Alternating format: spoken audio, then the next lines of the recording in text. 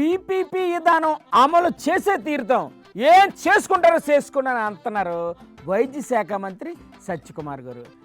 సత్యకుమార్ గారు, మీరు చెప్పే సత్యలేటు చెప్పండి. మీకు ధైర్యం ఉంటే ఈ శాఖ నిర్వహిస్తున్న నన్ను జైలుకు పంపాల్సిందిగా నేను జగన్మోహన్ రెడ్డి గారి సవాల్ విసురుతున్నాను. మీరే కాదు, మీతో పాటు ఈ స్కామ్లో ఉన్న వాళ్ళందరినీ జైలుకి పంపించేస్తామని అంటాను సార్ వైఎస్ఆర్సీపీ. నెత్తి మీద వెంట్రుకు కూడా పీకలేరని ఆ పార్టీ నాయకులకు నేను తెలియజేస్తున్నాను. ఓహో అలాగా, అయితే ఉండండి. అక్కడ పేరు నానిగారు ఉన్నారు, ఆయన ఏంటి చెప్తారో ఇందాం. నమస్కారం సార్ నానిగారు, చెప్పండి. హడావుడిగా పాపం సత్యకుమార్ ఆయన ఒక ఆయన వచ్చాడు. విన్నారా ఆయన ఏంటన్నాడు? అదొక పసుపచ్చ పుష్పం. పసుపు పుష్పమా? ఈ పేరేంటి సార్, చాలా విచిత్రంగా ఉంది. ఈ పసుపు వచ్చి మాట్లాడతాడు, ఏమంటాడు? ఏంటంటున్నారు?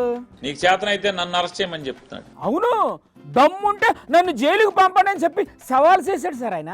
ఈ పువ్వు మాటలు చూస్తే నాకు అర్థమయ్యేది ఏంటంటే, అస్తమాను పువ్వు పువ్వు అనకండి సార్, పాపం ఫీల్ అవుతాడేమో. వెనక్కి కూడా చెప్పాను. ఏడు చెప్పాడు?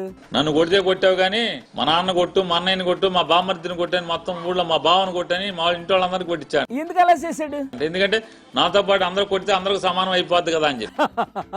ఇప్పుడు ఈ పిట్ట కదా ఎందుకు చెప్పినట్టు సార్? ఈ బురద పాము లాంటి వాడు మాట్లాడుతున్నాడు నన్ను అరెస్ట్ చేయమని. నీ నెట్ట లోపల వేయాలో మాకు తెలుసు. మీరు వాళ్ళ నెత్తి మీద బొచ్చు కూడా పీకలేరండి సార్. నీ నెత్తి మీద బొచ్చు పీకాలా? నీ నెత్తి మీద బొచ్చు ఏమైనా ఉందా అని అడుగుతున్నాను. అయ్యో, మరి ఇప్పుడు ఎలా సార్? ఆల్రెడీ ఛాలెంజింగ్ చేసాడు ఆయన.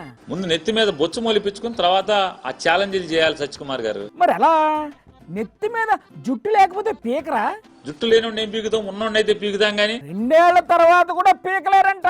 2 ఏళ్ల తర్వాత 3 ఏళ్ల తర్వాత మేము వచ్చే గవర్నమెంట్ లో నీ జుట్టు పీకుతాం లేదు చూద్ది గాని. అయ్యా సత్యకుమార్ గారు, మీరు చేసిన ఛాలెంజింగ్ నాని గారు సై అని అంటున్నారు.